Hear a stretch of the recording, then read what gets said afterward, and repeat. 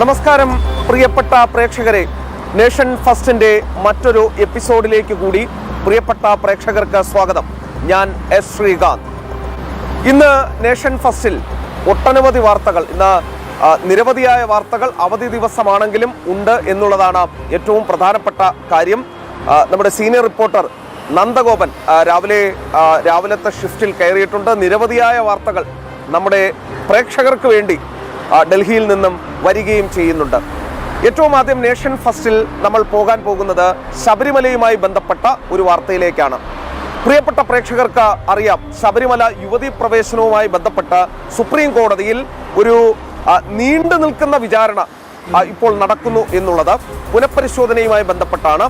അപ്പോൾ പ്രിയപ്പെട്ട പ്രേക്ഷകരെ, നിങ്ങൾക്ക് എല്ലാവർക്കും അറിയാൻ ആഗ്രഹമുണ്ടാകും, അവിടെ വാദം നടക്കുന്നതിനിടയിൽ അവിടെ നടക്കുന്ന സംഭവ വികാസങ്ങൾ എന്തൊക്കെയാണ് എന്ന് സംബന്ധിച്ച്. അപ്പോൾ ആ ഒരു വാർത്തയിലേക്ക് പോയതിനു ശേഷം നമുക്ക് വരാം. ഒരു ചെറിയ വീഡിയോ നമുക്ക് കാണിക്കേണ്ടതുണ്ട്.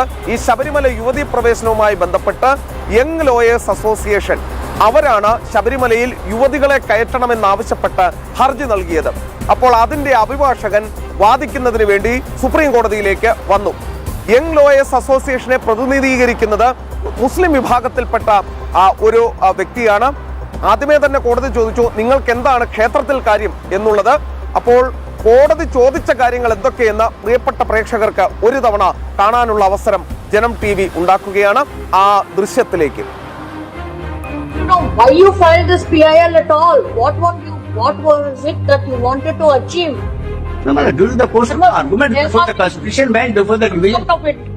What has come out of it? These issues were raised at the time of the admission of the writ petition. That the deity does not like the young ladies. This is not the belief. This could never be the belief. Your belief is like this. How are you concerned with all this? You please tell us. I am concerned. I am a believer. Are you the chief priest of the country? How are you concerned? Kindly see, brother. I am. Yes. Firstly, I am also answered subsequently. Mind your business. But I am coming to that particular point also. Young Lawyers Association has no other business. They can't work for the welfare of the bar or assist the bench or the legal system of this country. There are so doing this kind of work. There are so many PILs filed by the lawyers and have been admitted. And in this particular case, I will come to this concept. Work for bar, work for younger members, work for their welfare. Those who are struggling in the country from rural areas, they have difficulty coming to the cities to argue cases. They are brilliant minds. People who have come from the villages. Brilliant minds. They have no wherewithal. Work for them. Rather than doing this kind. പ്രിയപ്പെട്ട പ്രേക്ഷകരെ, നിങ്ങൾ ആ ദൃശ്യങ്ങൾ ഒരുപക്ഷെ കണ്ടിട്ടുണ്ടാകും. ഇപ്പോൾ ആ ദൃശ്യം കണ്ട പ്രേക്ഷകർക്ക് വേണ്ടിയാണ് നമ്മൾ ഈ വിവരണത്തിലേക്ക് പോകുന്നത്. അതായത് ജസ്റ്റിസ് BV നാഗരത്ന അവർ ഈ വാദം നടക്കുന്നതിനിടെ യങ് ലോയേഴ്സ് അസോസിയേഷന്റെ അഭിഭാഷകനോട് ചോദിക്കുന്ന ചോദ്യമാണിത്. മൈൻഡ് യുവർ ബിസിനസ് എന്നാണ് പൊട്ടിത്തെറിച്ചുകൊണ്ട് ജസ്റ്റിസ് BV നാഗരത്നയ്ക്ക് പറയേണ്ടി വന്നത്. നിങ്ങൾ നിങ്ങളുടെ കാര്യം നോക്കണം എന്നാണ് അവർക്ക് പറയേണ്ടി വന്നത്. മാത്രമല്ല, നിങ്ങളാണോ ഈ രാജ്യത്തെ മുഖ്യ പുരോഹിതൻ എന്നാണ് ജസ്റ്റിസ് BV നാഗരത്നയ്ക്ക് ചോദിക്കേണ്ടി വന്നത്. കാരണം യങ് ലോയേഴ്സ് അസോസിയേഷൻ ചെറുപ്പക്കാരായ ലോയേഴ്സിന് വേണ്ടി അവരുടെ പേരിൽ തയ്യാറാക്കിയ ഒരു സംഘടന, അവരെ സഹായിക്കേണ്ട ഒരു സംഘടന, ഈ രാജ്യത്തെ ഏറ്റവും പ്രധാനപ്പെട്ട തന്ത്രപരമായ ഏറ്റവും വിശ്വാസികൾ ആരാധിക്കുന്ന ശബരിമലയിൽ കടന്നു കയറി അവിടുത്തെ ആചാരങ്ങളും വിശ്വാസങ്ങളും തകർക്കുന്നതിന് ശ്രമം നടത്തിയ സംഘടനയായി മാറിയിരിക്കുന്നു. മാത്രമല്ല, ഒട്ടനവധി ക്ഷേത്രങ്ങൾക്ക് എതിരെ ഗൂഢാലോചന നടത്തി ആ ക്ഷേത്രങ്ങളുടെ പവിത്രതയെ തകർക്കാൻ ശ്രമിക്കുന്ന ഒരു സംവിധാനമായി യങ് ലോയേഴ്സ് അസോസിയേഷൻ മാറിയിരിക്കുന്നു. അത് തിരിച്ചറിഞ്ഞതിനെ തുടർന്നാണ് ജസ്റ്റിസ് BV നാഗരത്നയും ചീഫ് ജസ്റ്റിസ് സൂര്യകാന്തം അതിശക്തമായ വിമർശനം ഈ സംഘടനയ്ക്ക് എതിരെ ഉയർത്തിവിടുകയുണ്ടായത്. ആ ദൃശ്യങ്ങൾ പ്രിയപ്പെട്ട പ്രേക്ഷകർ കണ്ടു കാണും.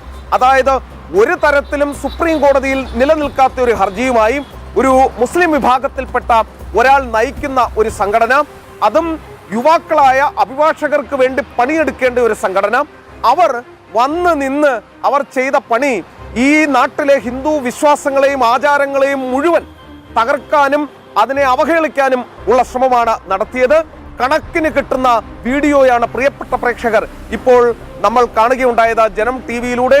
അതായത് സമ്പൂർണമായി ഈ ശബരിമലയുടെ അന്തസ്സത്തയെ ഹിന്ദു ആചാരവിശ്വാസങ്ങളെ തകർക്കാനുള്ള നീക്കത്തിനെതിരെ സുപ്രീം കോടതി തന്നെ ആഞ്ഞടിക്കുന്ന ദൃശ്യങ്ങളാണ് നമ്മൾ കണ്ടത്. അപ്പോൾ പ്രിയപ്പെട്ട പ്രേക്ഷകരെ, നിങ്ങൾ ഓർക്കേണ്ട ഒരു കാര്യം, ഈ ഗൂഢാലോചനയ്ക്ക് പിന്നിൽ പണ്ട് ഈ ബില്ല് വന്നപ്പോൾ, ഈ പൊതു താല്പര്യ ഹർജി വന്നപ്പോൾ അതിന് പിന്നിൽ പ്രവർത്തിച്ചവർ ആരൊക്കെയാണ്? ഈ ജഡ്ജിമാർ ചവറ്റുകുട്ടയിൽ എറിയേണ്ട ഹർജി എന്ന് ജസ്റ്റിസ് PV നാഗരത്നയും ഇപ്പോഴത്തെ ചീഫ് ജസ്റ്റിസ് സൂര്യകാന്തും പറഞ്ഞ ആ പൊതു താല്പര്യ ഹർജി എടുത്ത ജഡ്ജിമാർ, അവർ ഈ ഗൂഢാലോചനയിൽ പങ്കാളികളാണോ എന്ന സംശയം കൂടി ഉയരുകയാണ്. ചവറ്റുകുട്ടയിലേക്ക് എറിയണമെന്ന് പരമോന്നത നീതിപീഠം പറയുമ്പോൾ ആ ഹർജി എടുക്കുകയും അത് ശബരിമലയ്ക്കും ഹിന്ദു ആചാര വിശ്വാസങ്ങൾക്കുമെതിരെ വിധി പുറപ്പെടുവിക്കുകയും യുവതീ പ്രവേശനം നടത്തുകയും മാത്രമല്ല അനവധി വിശ്വാസികളെ തല്ലിച്ചതയ്ക്കുന്നതിന് കാരണമാക്കി തീരുകയും അവർ ഇരുമ്പഴിക്കുള്ളിലേക്ക് പോകുന്നതിന് കാരണമാവുകയും ചെയ്ത രീതിയിൽ ഈ കേസ് മാറ്റിയത് ആരാണ്? അതിന് പിന്നിൽ സാമ്പത്തികം ചെയ്തത് ആരാണ്? അതിന് പിന്നിൽ പ്രവർത്തിച്ച ഗൂഢാലോചന നടത്തിയവർ ആരാണ്? ഇതെല്ലാം വെളിച്ചത്ത് വരേണ്ടതുണ്ട്. അതിനുവേണ്ടി മാത്രമാണ് നമ്മൾ ഈ വീഡിയോ ഇപ്പോൾ പ്രദർശിപ്പിക്കുകയുണ്ടായത്. പ്രിയപ്പെട്ട പ്രേക്ഷകർക്ക് ഒരു കാര്യം മനസ്സിലായി കാണും, ഈ കേസുമായി ബന്ധപ്പെട്ട കാര്യങ്ങൾ എങ്ങോട്ടാണ് പോകുന്നത് എന്നുള്ളത്. യുവതീ പ്രവേശനം എന്ന അധ്യായം അടഞ്ഞിരിക്കുന്നു. സ്വാഭാവികമായും ശബരിമല അതിന്റെ എല്ലാ നൈർമല്യത്തോടും കൂടി മുന്നോട്ട് പോകും, വിശ്വാസങ്ങൾ സംരക്ഷിക്കപ്പെടും എന്നാണ് സുപ്രീം കോടതിയിലെ ഈ വാദങ്ങൾ കാണുമ്പോൾ നമുക്ക് മനസ്സിലാകുന്നത്. അപ്പോൾ മറ്റൊരു വാർത്തയിലേക്ക് പോവുകയാണ്. അതായത് തൃണമൂൽ കോൺഗ്രസുമായി ബന്ധപ്പെട്ട ഒരു വാർത്തയാണ്. പ്രിയപ്പെട്ട പ്രേക്ഷകരെ, നമുക്കറിയാം, ബംഗാളിൽ മമതാ ബാനർജി അധികാരത്തിൽ നിന്നും പുറത്തുപോയതിനു ശേഷം അവരെ സംബന്ധിച്ചിടത്തോളം കഷ്ടകാലമാണ് ഇപ്പോൾ തുടങ്ങിയിട്ടുള്ളത്. നിരവധി ജനപ്രതിനിധികളും അതോടൊപ്പം തന്നെ നേതാക്കളും ആ പാർട്ടി വിടാൻ തയ്യാറെടുക്കുന്നു എന്നുള്ള കാര്യം കൂടി ഇപ്പോൾ പുറത്തു വരുന്നു. തൃണമൂൽ കോൺഗ്രസിന്റെ MP-മാർ ഒരു പക്ഷേ BJP-യിലേക്ക് പോയേക്കും എന്നുള്ള വാർത്തയാണ്. ലോക്സഭാ MP-മാർ BJP-യിലേക്ക് പോകാൻ തയ്യാറെടുക്കുന്നു എന്ന വാർത്ത വരുന്നു. അവർക്കൊപ്പം ജയിച്ചു കയറിയ 80 MLA-മാരിൽ കൂടുതൽ ഭൂരിഭാഗവും BJP-യിലേക്ക് ചായാനുള്ള നീക്കം നടത്തുന്നു. പല കോർപ്പറേഷനുകളിലും ഒക്കെ തന്നെ ഇപ്പോൾ ഭരണത്തിലിരിക്കുന്ന കോർപ്പറേറ്റർമാർ BJP-യിലേക്ക് പോകാനും മുതിർന്ന നേതാക്കളടക്കം BJP-യിലേക്ക് നീങ്ങാനും തയ്യാറെടുക്കുന്നു എന്ന വാർത്ത ഇപ്പോൾ പുറത്തു വരുന്നു. അതായത് ആടിയുലയുകയാണ് തൃണമൂൽ കോൺഗ്രസ്. ആ കപ്പലിനൊരു ക്യാപ്റ്റൻ ഇല്ലാതായി മാറിയിരിക്കുന്നു. ഈ കപ്പൽ ആടിയുലയുകയില്ല എന്ന് മുൻപ് പറഞ്ഞിരുന്ന മമതാ ബാനർജിയും അഭിഷേക് ബാനർജിയും അത് തിരുത്തി പറയേണ്ടി വന്നിരിക്കുന്നു. ഇന്നലെ കാളിഘട്ടിൽ മമതാ ബാനർജി ഒരു യോഗം വിളിച്ചു. ആ യോഗത്തിൽ മുതിർന്ന നേതാക്കളും ജനപ്രതിനിധികളും അടക്കം പങ്കെടുത്തു. അവർ ഹതാശയായി പറയേണ്ടി വന്ന കാര്യം, നിങ്ങൾ നിൽക്കുന്നവർ എൻ്റെ ഒപ്പം നിൽക്കൂ, അല്ലാത്തവർക്ക് വിട്ടുപോകാം എന്നാണ് അവർ പറയുകയുണ്ടായത്. ഈ സംവിധാനത്തിൽ ഈ സംഘടനയെ പരിപോഷിപ്പിക്കുന്നതിന്, വളർത്തിയെടുക്കുന്നതിന് ഞാൻ ശ്രമിക്കും, നിങ്ങൾക്ക് കൂടെ നിൽക്കാവുന്നവർക്ക് നിൽക്കൂ എന്ന് അവർക്ക് പറയേണ്ട അവസ്ഥയിലേക്ക് കാര്യങ്ങൾ എത്തി എന്നുള്ളതാണ്. ഇനി അറിയേണ്ടത് ഒരു ഓപ്പറേഷൻ ലോട്ടസ് ബംഗാളിൽ നടക്കാനുള്ള സാധ്യത എത്രത്തോളമാണ് എന്നുള്ളതാണ്. BJP-യെ സംബന്ധിച്ച് 240 സീറ്റാണ് ലോക്സഭയിൽ ഉള്ളത്. തൃണമൂൽ കോൺഗ്രസിന്റെ MP-മാർ BJP-യിലേക്ക് വരികയാണെങ്കിൽ സ്വാഭാവികമായും ഇനി ഒരു 32 സീറ്റിന്റെ കുറവേ ഉള്ളൂ ലോക്സഭയിൽ. അത് ഒരു പരിധിവരെ നികത്തുന്നതിന്, മഹാഭൂരിപക്ഷം കിട്ടിയില്ലെങ്കിലും ഒരു പരിധിവരെ നികത്തുന്നതിനുള്ള ഗുണം ചെയ്യുകയും ചെയ്യും. അപ്പോൾ വലിയ വലിയ വാർത്തകൾ ബംഗാളിൽ നിന്നും കാത്തിരിക്കുന്നു. മമതാ ബാനർജി ചെയ്തു കൂട്ടിയതിനൊക്കെ തന്നെ തിരിച്ചടി ഉണ്ടാകാൻ പോകുന്നു. കർമ്മ ഈസ് എ ബൂമറാങ് എന്ന് മമതാ ബാനർജിക്കും തൃണമൂൽ കോൺഗ്രസിനും മനസ്സിലാകാനും പോകുന്നു. അതാണ് തൃണമൂൽ കോൺഗ്രസുമായി ബന്ധപ്പെട്ട് ബംഗാളിൽ നിന്നും നൽകാൻ കഴിയുന്ന വാർത്ത. ഇതിന്റെ ഓരോ അപ്ഡേഷനും കൃത്യമായി നമ്മുടെ പ്രിയപ്പെട്ട പ്രേക്ഷകരിലേക്ക് ജനം TV-യിലൂടെ എത്തിക്കുന്നതുമായിരിക്കും. പ്രിയപ്പെട്ട പ്രേക്ഷകരെ, ഇന്നലെ വന്ന മറ്റൊരു വാർത്തയാണ് ക്യാപ്റ്റഗൺ എന്ന മയക്കുമരുന്നിന്റെ വൻ കള്ളക്കടത്ത് ഇന്ത്യയിൽ ആദ്യമായി പിടികൂടി എന്നുള്ളത്. ഇതിനെ ജിഹാദി ഡ്രഗ് എന്നും പാവങ്ങളുടെ കൊക്കൈൻ എന്നും അറിയപ്പെടും.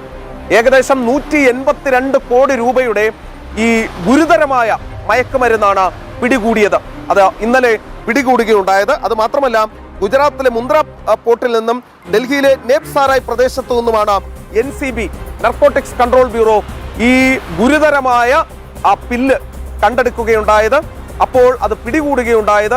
കേന്ദ്ര ആഭ്യന്തരമന്ത്രി അമിത്ഷാ തന്നെ ഈ ജിഹാദി ഡ്രഗിനെതിരെ പ്രതികരിച്ചിട്ടുണ്ട്. ഒരു സിറിയൻ പൗരനെ കൂടി ഇതുമായി ബന്ധപ്പെട്ട് അറസ്റ്റ് ചെയ്തു എന്ന വാർത്തകൾ കൂടി ഇപ്പോൾ പുറത്തു വരികയും ചെയ്യുന്നു. ഇന്ത്യയെ കാർന്നു തിന്നുന്ന വിപത്തായി മയക്കുമരുന്ന് മാറുമ്പോൾ അതിശക്തമായ നടപടിയുമായി കേന്ദ്ര സർക്കാർ, NCB അടക്കമുള്ളവർ നേരിട്ട് രംഗത്തുണ്ട്. അതിൽ കേന്ദ്ര ആഭ്യന്തരമന്ത്രി തന്നെ പ്രതികരണം നടത്തുന്നു. എന്ന് പറയുമ്പോൾ അതിൻ്റെ പ്രാധാന്യം നമുക്ക് മനസ്സിലാക്കാവുന്നതേ ഉള്ളൂ. പാകിസ്ഥാനിൽ നിന്നും അതോടൊപ്പം മറ്റു സ്ഥലങ്ങളിൽ നിന്നും ഈ രാജ്യത്തെ മയക്കുമരുന്നിന് അടിമകളാക്കുന്നതിന് വേണ്ടി, യുവത്വത്തെ മയക്കുമരുന്നിന് അടിമകളാക്കുന്നതിന് വേണ്ടി ശ്രമങ്ങൾ നടന്നുകൊണ്ടിരിക്കുന്നതിനിടെയാണ് ഈ രാജ്യം അതിശക്തമായി മയക്കുമരുന്നിനെതിരെ പോരാട്ടം നടത്തുന്നത്. ഇനി ഇതിനെ ജിഹാദി ഡ്രഗ് എന്ന് എന്തുകൊണ്ട് വിളിക്കുന്നു എന്ന് നോക്കാം. അതായത് ഇസ്ലാമിക് സ്റ്റേറ്റ് ഭീകരർ യുദ്ധമേഖലകളിൽ ഇത് ഉപയോഗിച്ചിരുന്നു എന്നാണ് പറയുന്നത്. ദീർഘനേരം ഉറങ്ങാതെ തുടരാനും ഭയം കുറയ്ക്കാനും ശരീരത്തെ സജീവമാക്കാനുമായി ക്യാപ്റ്റഗൺ വ്യാപകമായി ഉപയോഗിച്ചിരുന്നു എന്നുള്ളതാണ് പുറത്തുവരുന്ന വിവരം. അപ്പോൾ ഈ ജിഹാദി ഡ്രഗ് ഇവിടേക്ക് വരുന്നതിന് പിന്നിൽ എന്തായാലും നമ്മുടെ യുവത്വത്തെ, നമ്മുടെ ഈ നാടിനെ തകർക്കുക ലക്ഷ്യമിട്ടുള്ള നീക്കമാണ് എന്ന കാര്യത്തിൽ ഒരു സംശയവും വേണ്ട. അപ്പോൾ അതിനെതിരെ ഉരുക്കുമുഷ്ടി ഉപയോഗിച്ചുള്ള നേരിടൽ കേന്ദ്ര സർക്കാർ ഇപ്പോൾ തുടങ്ങുകയും ചെയ്തിട്ടുണ്ട്. ഇപ്പോൾ ഏറ്റവും പ്രധാനപ്പെട്ട കാര്യം, ഇതുമായി ബന്ധപ്പെട്ട തുടർ അറസ്റ്റുകളും റെയ്ഡുകളും നടക്കുന്നുണ്ട്. രാജ്യസുരക്ഷയുമായി ബന്ധപ്പെട്ട കാര്യമാണ്. ഒരു നിമിഷം പോലും വൈകാതെ അതിൻ്റെ എല്ലാ വാർത്തകളും പ്രിയപ്പെട്ട പ്രേക്ഷകരിലേക്ക് എത്തിക്കും. ഒരു കാര്യം ഓർത്തിരിക്കേണ്ടത്, മയക്കുമരുന്നും ലഹരിയിൽ നിന്നും അകലം പാലിക്കാൻ നാം ഓരോരുത്തരും ശ്രദ്ധിക്കണം. ഏതെങ്കിലും തരത്തിൽ ശ്രദ്ധയിൽപ്പെട്ടാൽ നർക്കോട്ടിക്സ് കൺട്രോൾ ബ്യൂറോയെയോ അതുമായി ബന്ധപ്പെട്ട സംഘടനകളെയോ ഏജൻസികളെയോ വിവരം അറിയിക്കുക. ഈ രാജ്യത്തെ യുവത്വം അപകടത്തിലാണ് എന്ന് തിരിച്ചറിയുക. മറ്റൊരു വാർത്ത നീറ്റുമായി ബന്ധപ്പെട്ടാണ്. നീറ്റുമായി ബന്ധപ്പെട്ട കേന്ദ്ര വിദ്യാഭ്യാസ മന്ത്രി കഴിഞ്ഞ ദിവസം ഒരു വാർത്താ സമ്മേളനം നടത്തിയിരുന്നു. കർശനമായ നടപടി ഈ നീറ്റ് പരീക്ഷാ പേപ്പർ ചോർച്ചയിൽ ഉണ്ടാകും എന്നും അദ്ദേഹം ചൂണ്ടിക്കാണിച്ചിരുന്നു. അതിന് പിന്നാലെ തുടർച്ചയായ അറസ്റ്റുകൾ ഈ NTA നാഷണൽ ടെസ്റ്റിംഗ് ഏജൻസിയുമായി ബന്ധമുള്ള PV കുൽക്കർണിയെ നേരത്തെ അറസ്റ്റ് ചെയ്തിരുന്നു. ഇന്നലെ ഇതാ മറ്റൊരാൾ കൂടി അറസ്റ്റിലായിട്ടുണ്ട്. അതായത് ഒരു അധ്യാപികയാണ്. മഹാരാഷ്ട്ര പൂനെയിലെ സീനിയർ ബോട്ടണി അധ്യാപിക മനീഷ ഗുരുനാഥ് മന്ധാരയാണ് ഡൽഹിയിൽ പിടിയിലായത്. ചോദ്യപേപ്പർ തയ്യാറാക്കുന്ന പ്രക്രിയയിൽ NDA നിയമിച്ച വിഷയ വിദഗ്ധയായിരുന്നു ഇവർ എന്നാണ് മനസ്സിലാക്കാൻ സാധിക്കുന്നത്. ഓർക്കേണ്ടത്, ഈ രാജ്യത്തെ 22 ലക്ഷത്തോളം വരുന്ന വിദ്യാർത്ഥികളുടെ ഭാവി തുലാസിലാക്കിയവരാണ് ഈ NDAയുടെ ഭാഗമായിരുന്നു കൊണ്ട് ഈ 2 പേർ ചെയ്തത്. ഇവരെ അധ്യാപകരെന്ന് വിളിക്കാൻ സാധിക്കുമോ എന്നുള്ള കാര്യം സംശയമാണ്.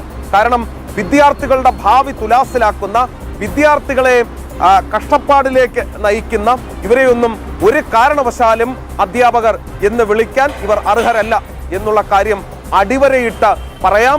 ഇതിൽ കേന്ദ്ര സർക്കാരിന്റെ ഭാഗത്തുനിന്നും കേന്ദ്ര വിദ്യാഭ്യാസ മന്ത്രാലയത്തിന്റെ ഭാഗത്തുനിന്നും സൂക്ഷ്മതക്കുറവുണ്ടായി എന്ന കാര്യത്തിൽ ഒരു സംശയവും വേണ്ട. ഇല്ലെങ്കിൽ ഈ വേല് തന്നെ വിളവ് തിന്നുന്ന അവസ്ഥയിലേക്ക് കാര്യങ്ങൾ പോകില്ലായിരുന്നു. ഇപ്പോഴിതാ നമുക്ക് മനസ്സിലാക്കാൻ കഴിയുന്നതനുസരിച്ച് CBI അതിശക്തമായ അന്വേഷണത്തിലേക്ക് കാര്യങ്ങൾ കൊണ്ടുപോകുന്നു എന്നുള്ളതാണ്. ഇപ്പോൾ 8 മണി കഴിഞ്ഞ് 14 മിനിറ്റ് ആയിട്ടുണ്ട്. ഡൽഹി നഗരം ഉണർന്ന് ഡൽഹി നഗരം ഓഫീസുകളിലേക്ക് ചലിക്കുന്ന കാഴ്ചകൾ കാണാൻ നമ്മുടെ ക്യാമറമാൻ കൃഷ്ണകുമാർ വേണമെങ്കിൽ ആ കാഴ്ച കുറച്ച് നമ്മുടെ പ്രേക്ഷകർക്ക് വേണ്ടി കാണിക്കും. ധാരാളം വാഹനങ്ങൾ. ഇത് ഡൽഹിയിലെ കുറച്ച് NDMC മേഖലയിൽ നിന്നും വിട്ടുമാറി മറ്റൊരു മേഖലയാണ്. ഇവിടെ എയർപോർട്ടിലേക്കൊക്കെ പോകുന്ന വഴിയാണ് ഇത്. ഒപ്പം ഡൽഹി നഗരത്തിന്റെ പുലർകാല കാഴ്ച, രാവിലത്തെ കാഴ്ചകൾ കൂടി നമുക്ക് ഇതിൽ കാണുകയും ചെയ്യാം. അപ്പോൾ പ്രിയപ്പെട്ട പ്രേക്ഷകരെ, ആ ദൃശ്യങ്ങൾ കണ്ടു എന്ന് വിശ്വസിക്കുന്നു. അപ്പോൾ മറ്റൊരു വാർത്തയിലേക്ക് കൂടി പോകുന്നു. ആകെ ഒരു വാർത്ത, 2 വാർത്തകൾ കൂടിയുണ്ട്. ഒന്ന് കർണാടക രാഷ്ട്രീയവുമായി ബന്ധപ്പെട്ട ഒരു വാർത്തയാണ്. കർണാടകത്തിൽ സിദ്ധരാമയ്യയും DK ശിവകുമാറും തമ്മിൽ അധികാര വടംവലി രൂക്ഷമാകുന്നു എന്നതാണ് പുറത്തുവരുന്ന വാർത്ത. കേരളത്തിലെ മുഖ്യമന്ത്രിയെ നിശ്ചയിച്ചു കഴിഞ്ഞു. 5 സംസ്ഥാനങ്ങളിലെ തെരഞ്ഞെടുപ്പും കഴിഞ്ഞു. ഇനി കർണാടകയിൽ മുഖ്യമന്ത്രി പദവി അത് പങ്കിടുന്നതിനെ ചൊല്ലിയുള്ള തർക്കം മൂർച്ഛിക്കുകയാണ്.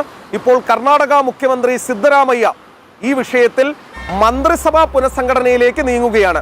മന്ത്രിസഭാ പുനഃസംഘടന നടത്തിയാൽ ഇനി ഒരിക്കലും തനിക്ക് ഇഷ്ടപ്പെട്ടവരെ അതിലേക്ക് കൊണ്ടുവരാനും ഇനി ഒരിക്കലും DK ശിവകുമാർ മുഖ്യമന്ത്രിയായി വരില്ല എന്നുറപ്പിക്കാനും സിദ്ധരാമയ്യയ്ക്ക് സാധിക്കും. പഴയ സോഷ്യലിസ്റ്റാണ്. അദ്ദേഹത്തിന് വളഞ്ഞ വഴി ആരും പറഞ്ഞു കൊടുക്കേണ്ട കാര്യമില്ല. ശിവകുമാറിന്റെ വഴി അടയ്ക്കാനുള്ള എല്ലാ പണിയും ഇതിനോടകം സിദ്ധരാമയ്യ എടുത്തു കഴിഞ്ഞു. പക്ഷേ DK ശിവകുമാർ വിട്ടുകൊടുക്കാൻ ഭാവമില്ല. തന്നെ മുഖ്യമന്ത്രിയാക്കണം, ഇതാണ് യോജിച്ച സമയം. മന്ത്രിസഭ പുനഃസംഘടന നടത്തിയാൽ തനിക്കൊരു തിരിച്ചുവരവുണ്ടാകില്ല എന്ന് മനസ്സിലാക്കിയ DK ശിവകുമാർ ഇപ്പോൾ ഹൈക്കമാൻഡിനെ സമീപിച്ച് മുഖ്യമന്ത്രി പദവിക്ക് വേണ്ടിയുള്ള ആവശ്യം ശക്തമാക്കിയിട്ടുണ്ട്. അവിടെ പോസ്റ്ററിംഗ് അടക്കം ശക്തമായി നടക്കുന്നുണ്ട് ഈ DK ശിവകുമാറിന് അനുകൂലമായി എന്നുള്ളതാണ് മനസ്സിലാക്കാൻ കഴിയുന്നതും. അവിടെ MLA-മാരെ ജയിപ്പിച്ചെടുക്കുന്നതിന് വേണ്ടി പ്രചാരണത്തിന് നേതൃത്വം നൽകിയതും പണം ചിലവാക്കിയതും DK ശിവകുമാറാണ്. അതായത് കേരളത്തിലേതുപോലെ കേരളത്തിൽ KC വേണുഗോപാലിനെ പോലെ മറ്റൊരു KC-യാണ്. കർണാടകയിൽ DK കയ്യിലിരുന്നതും ഉത്തരത്തിലിരുന്നതും മുഴുവൻ പോയി എന്നുള്ളതാണ് അദ്ദേഹത്തിന്റെയും അവസ്ഥ. അദ്ദേഹത്തിന് മുന്നിൽ അവിടുത്തെ ഒരു രാഷ്ട്രീയ നീക്കങ്ങൾ വെച്ച് നോക്കുമ്പോൾ മുഖ്യമന്ത്രിയാകാൻ അദ്ദേഹത്തിന് സാധിക്കും എന്ന് കരുതുക വയ്യ. അതൊരു സ്വപ്നം മാത്രമായി അവശേഷിക്കാനാണ് സാധ്യത. എന്തായാലും കർണാടകയിൽ നിന്നും ഒരു പൊട്ടലും ചീറ്റലും നന്നായി തന്നെ പ്രതീക്ഷിക്കാം. ഇത്രയും നാൾ കോൺഗ്രസിൽ തന്നെ നിന്ന DK ശിവകുമാർ കോൺഗ്രസ് വിട്ട് പുറത്തേക്ക് വരുമോ, DK ശിവകുമാർ ജി എന്ന് അവിടുത്തെ BJP-ക്കാർ വിളിക്കേണ്ടി വരുമോ എന്നുള്ളതാണ് ഇനി കാത്തിരുന്ന് കാണേണ്ടത്.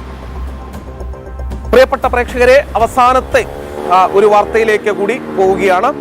അതായത് നമുക്കറിയാം, ഈ ലോകം മുഴുവൻ അന്ധകാരത്തിലായിരുന്ന കാലത്ത് ഈ നാട്, ഈ ഭാരതം വിജ്ഞാനത്തെ ആരാധിച്ചിരുന്ന നാടാണ് എന്ന് നമ്മൾ പലപ്പോഴും പറഞ്ഞു കേട്ടിട്ടുണ്ട്.